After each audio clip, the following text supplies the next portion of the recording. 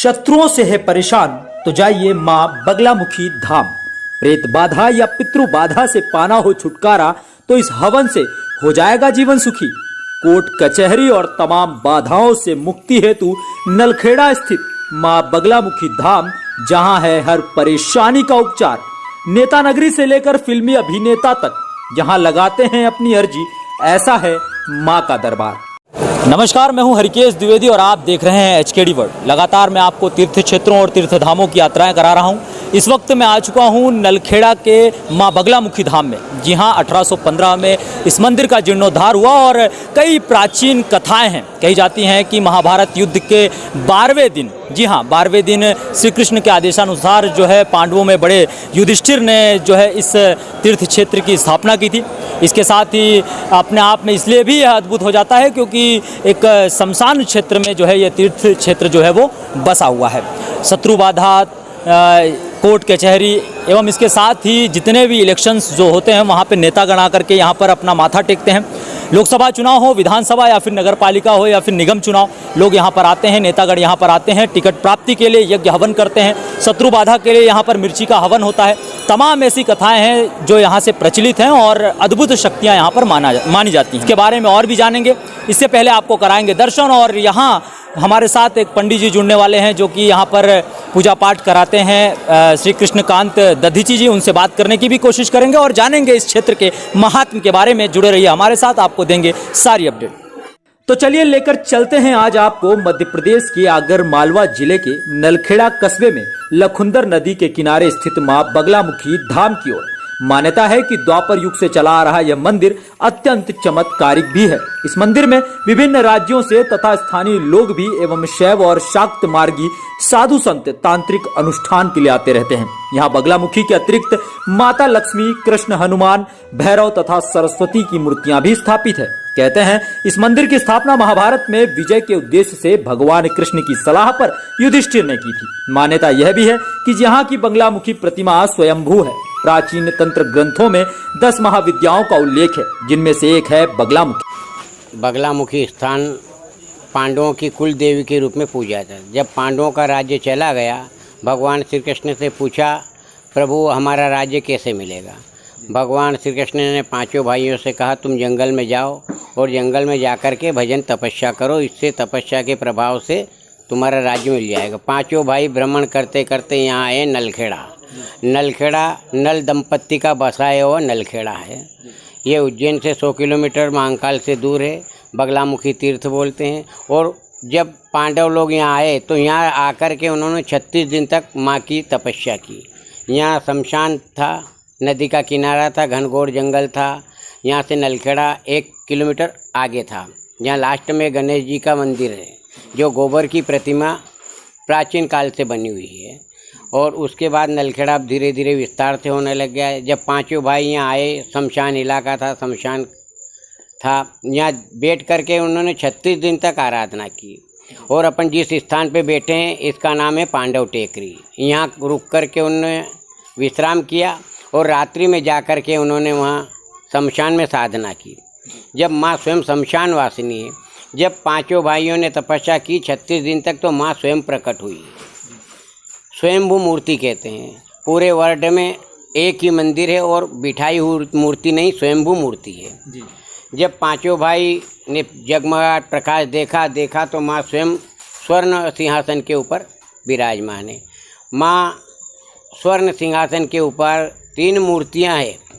दाहिनी ओर लक्ष्मी है, बाईं ओर सरस्वती, बीच में बगलामुखी। बगलामुखी अर्थात शत्रुओं का विनाश करने वाली।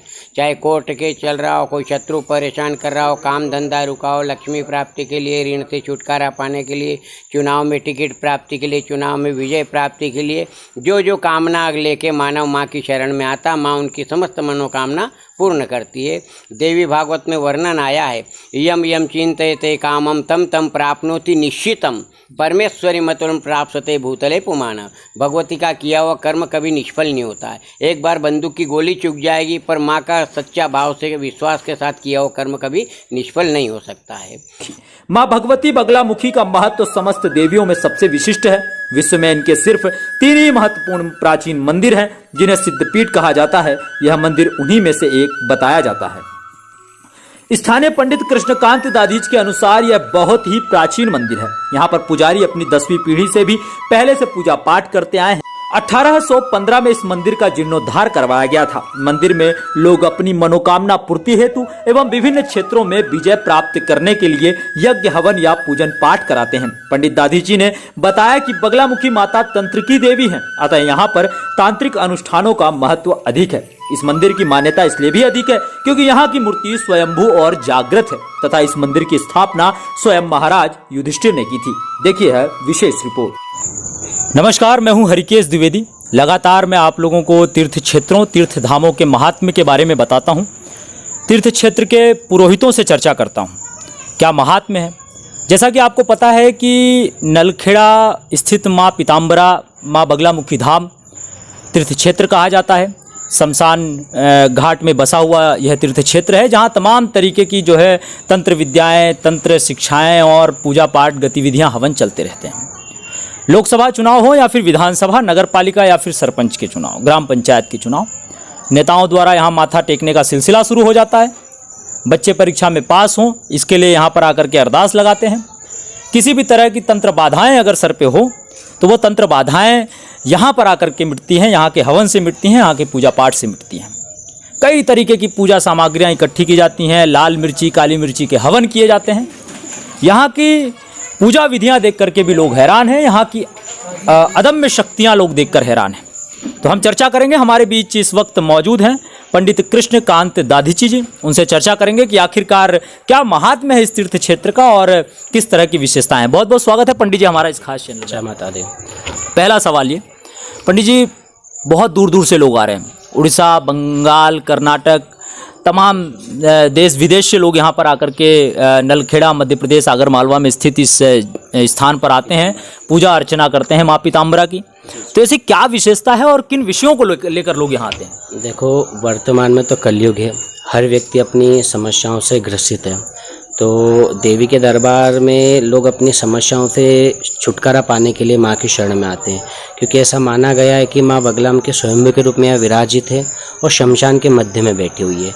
तो जितनी भी घटनाएं अपने विपरीत घटित हो रही है उसको अपने पक्ष में घटित करने के लिए देवी का अनुष्ठान किया जाता है। नेगेटिव आपका इन्वायरमेंट अगर आपके लिए नेगेटिव काम कर रहा है तो आप यहाँ पर आते हैं, पूजा अर्चना करते हैं और एक पॉजिटिव एनर्जी लेकर के जाते हैं।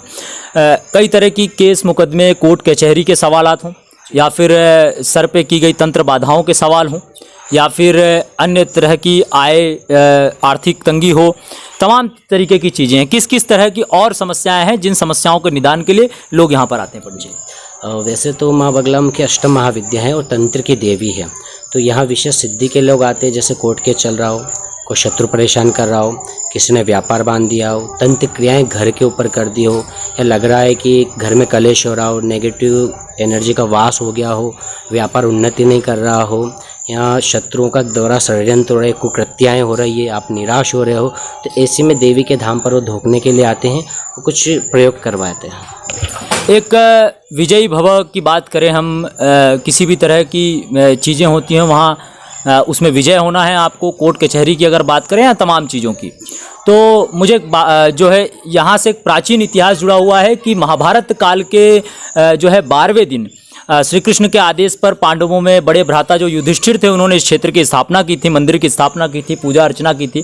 हालांकि जीर्णोद्धार की अगर बात करें तो 1815 में मंदिर का जीर्णोद्धार हुआ। तो उस समय से लेकर अब तक लगातार यहाँ पर पूजा अर्चना की जा रही है। क्या परिवर्तन आया पहले से अब में, और अब कितनी दूर दूर से लोगों का आना जाना है और अधिकतर समस्याएं जो है लोगों का निराकरण हो रहा है, या फिर ये एक फसाना कह सकते हैं कि यह एक कहानी है। लोगों के अंदर ये भी होता है कि हमें यकीन नहीं है इन चीज़ों पर, ये एक फसाना हो सकता है या झूठ फरेब की कहानी है, या फिर ये भी कह सकते हो आपकी लोगों का ये भी कहना है कि ये एक दिखावा है। क्या चीज़ें हैं ये? नहीं, दिखावा आडंबर अलग होता। अगर तंत्र गलत होता तो एक समय अवधि के हिसाब से खत्म हो जाता। त्रेता युग, द्वापर युग और अब कल युग है ना, युगों से चला आ रहा है ना।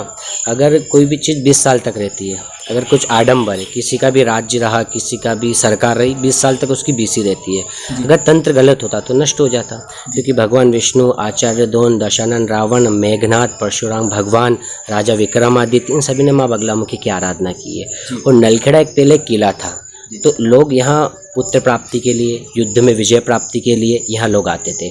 समय बदला, स्थिति बदली, व्यवस्थाएं बदली, तो अब वो युद्ध तो की जगह चुनाव आ गए। चुनाव में विजय प्राप्ति के लिए, कोर्ट केस में विजय प्राप्ति के लिए पहले राजा महाराजा आते थे, अब राजनेता, अभिनेता, व्यापारी वर्ग, अधिकारी वर्ग, वो लोग आते हैं। अभी गुप्त नवरात्रि चल रही है, गुप्त नवरात्रि में किस तरह के लोग आते हैं, कितनी संख्या में लोग आते हैं और लगातार क्या कंटिन्यू ये हवन चलता रहता है? हाँ, ऐसा विधान है कि माँ बगलाम की पूजन के लिए मुहूर्त नहीं देखा जाता है, क्योंकि माँ शमशान के मध्य में स्वयंभू उत्पन्न हुई है और मध्य में माँ बगलाम की विराजमान है, महालक्ष्मी महाशस्त्र विराजमान है। विद्या क्षेत्र के व्यक्तियों के लिए माँ शारदा की उपासना की जाती है, व्यापारी धन प्राप्ति के लिए महालक्ष्मी की उपासना की जाती है, और कलाकार है, राजनेता है, आकर्षण सिद्धि, यज्ञ सिद्धि, षटकर्म, आकर्षण, उच्चाटन, विद्वेषण, सम्मोहन, वशीकरण, इनके लिए जो प्रयोग होता है वो बगलामुखी के अंतर्गत आता है। ये हवन कितने प्रकार के होते हैं, किस किस तरह से, क्या क्या टाइमिंग होती है इन हवन करने की? प्रकार तो मुख्य एक ही होता है कि बगलामुखी की ही आराधना हो, देवी के ही मंत्रों का उच्चारण हो। व्यक्ति की मनोकामना अलग अलग हो सकती है। कोई व्यापारी वर्ग है तो वही महालक्ष्मी का जो मंदार मंत्र 19 अक्षरी, उसका प्रयोग किया जाएगा। शत्रु विनाश के लिए तो बगलामुखी मूल मंत्र का प्रयोग किया जाएगा। ज़्यादा ग्रसित प्रत्यंगिरा मंत्र का, साबर मंत्र का, इन सभी का प्रयोग किया जाएगा। एक कुछ सामग्री भी रहेगी जिसमें लाल मिर्च, काली मिर्च, नींबू, नमक, विद्वेषण के लिए नीम की पत्ती, इन सभी का शरीर पे से उतारा होता है कि जो भी अला बलाए नेगेटिव एनर्जी जगदम्बा उसको नष्ट करे। विद्वेषण से क्या तात्पर्य है, किस तरह से विद्वेषण के? ऐसे है कि जैसे कोई गरीब घर का बच्चा है, अपना व्यापार उन्नति की ओर ले जा रहा है, या कोई भी किसी भी विषय में है, कोई उन्नति कर रहा है अपने सही कर्म से, तो जो शत्रु लोग रहते हैं, जो विरोधी लोग रहते हैं, वो षड्यंत्र करते हैं। तो षड्यंत्र के कारण उस पर लाछन लगाना या उसको दबाना, तो वो व्यक्ति माँ की शरण में आता है कि हे माँ, मैं तंत्र की ABCD भी नहीं जानता हूँ कि क्या व्यवस्था है। वो आता है, हाथ जोड़ता है, उसकी शक्ति अनुसार वो पूजन करवाता है। ऐसा नहीं है कि आप सारा विधान करो, आप आओ, एक पीला पुष्प लो, माँ के चरणों में रखो, अपनी मनोकामना बोलो, माँ स्वीकार करेगी। हवन पूजन जरूरी है, लेकिन एक समय अवधि तक। ये हवन सामग्रियाँ जो होती हैं, जो हवन जिस तरह से किए जाते हैं, एक लोगों के मन में एक शंका होती है कि इसमें कितना खर्चा आता होगा, क्या धन लगता होगा, तो क्या शुरुआत रहते, कितने प्रकार के रहते हैं, वो चीज़ें बताइए। देखो, सर्वप्रथम तो एक सामान्य पूजन होता है आधे 1 घंटे का। वो तो जैसे कुछ लोग दर्शनार्थी के रूप में आए हैं कि वो माँ के दर्शन किए, फिर आपने देखे कि ये हवन 24 घंटे चलते हैं बिना मुहूर्त से। आप जब आए, आप रात की 2 बजे आए, हवन हो जाएगा, दिन में 11 बजे आए, हवन हो जाएगा, शाम को 4 बजे हवन हो जाएगा। बस देवी की जब आरती होती है, मंगल और शाम की जब आरती होती है, उस समय 1-1 घंटे के लिए हवन बंद रहते हैं, बाकी तो 24 घंटे हवन प्रारंभ रहते हैं। तो जो भी लोग आते हैं उसी कार्य के हिसाब से, अलग अलग कार्य के लिए मनोकामना के हिसाब से। पंडित जी, काला जादू, टोना टोटका, लोगों के ऊपर किसी भी तरह का ये षड्यंत्र करना, जो चीज़ें कहलाती हैं, क्या ये वास्तव में हकीकत में ये चीज़ें होती हैं, और क्या ये चीज़ें यहाँ पर वास्तव में ख़त्म होती हैं? नहीं, परिवर्तन आता है।